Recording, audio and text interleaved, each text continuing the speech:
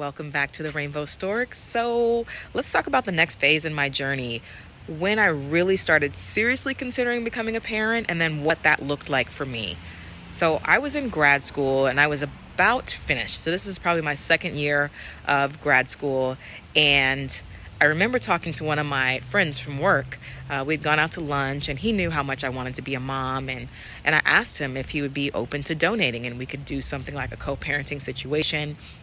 Well, he had recently gotten married and he was like, I don't know if my husband would be down for that. So I don't know. I have to talk to him. And I was like, you know what? Don't worry about it. Like, it's just an idea. Because as it turned out, maybe a month or so later, I'd gotten a job offer that would take me out to Southern California. So, that probably wouldn't have worked. Fast forward, I move out to SoCal. So I'm really, really focusing on my career. I'm not really thinking about having a family at that point.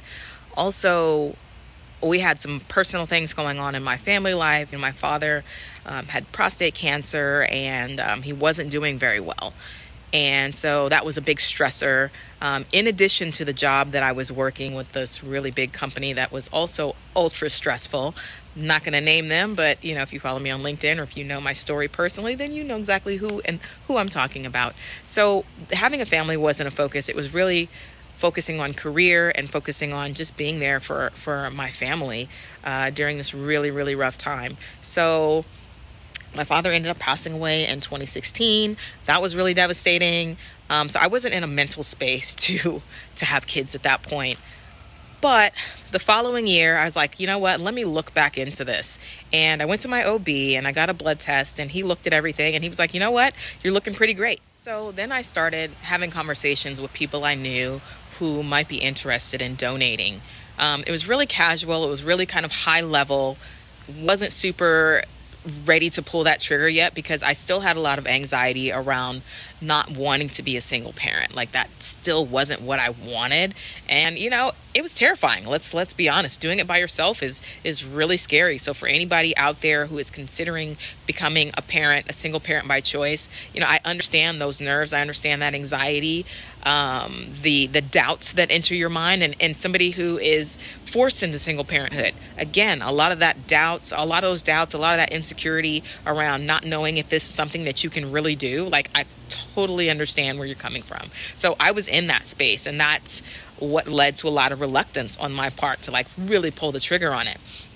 So fast forward about a year and a half.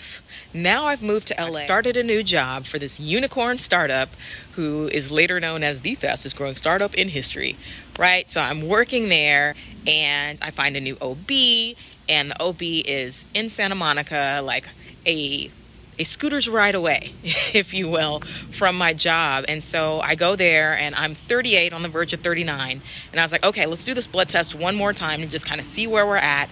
And we're going to go from there. And so this OB, she was terrible, by the way. We'll call her Dr. A. 100% do not recommend. But anyway, go to Dr. A. I don't like the treatment that I'm getting there, but that's another story for another time.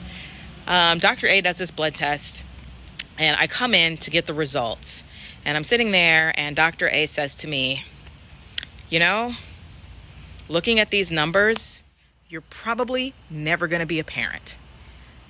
And when I heard that, the emotions, the floodgates just opened.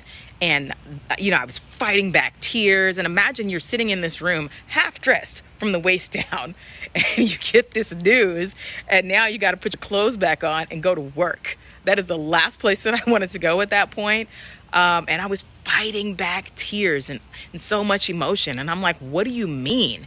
And she was like, oh, well, you're something called premenopausal. And I thought to myself, well, isn't every woman before menopause premenopausal? Yes, they are. What she meant was perimenopausal, which is something you can't even really test for. But anyway, that's another story for another time as well. But she did do one thing that really, really helped me out. She gave me a referral to a fertility doctor. And I took that card and I went home. But I was still devastated in the news of you're probably never going to be a parent. and it's just playing over and over again in my head, over and over again. And I am spiraling, honestly, into a state of despair and depression, and low-key, probably a little suicidal at that point. Now that I look back at it, in fact, it was definitely that.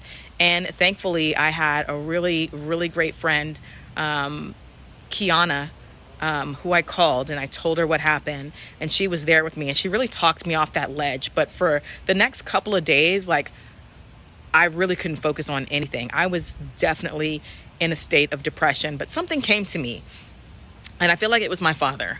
And he said, you know, it's okay to throw yourself a pity party. Just don't live there, right? And so I was like, I had my moment where I cried and I got really emotional.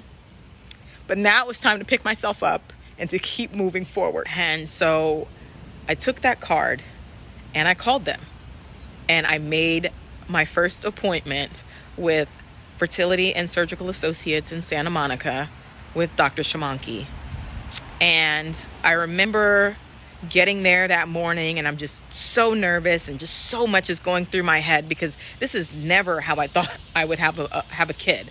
And I'm you know, this news is playing in the back of my mind. You're never going to be a mom. You're never going to be a mom. That's what this doctor told you, right? But I think doctors don't know everything. That's why it's called a practice, right?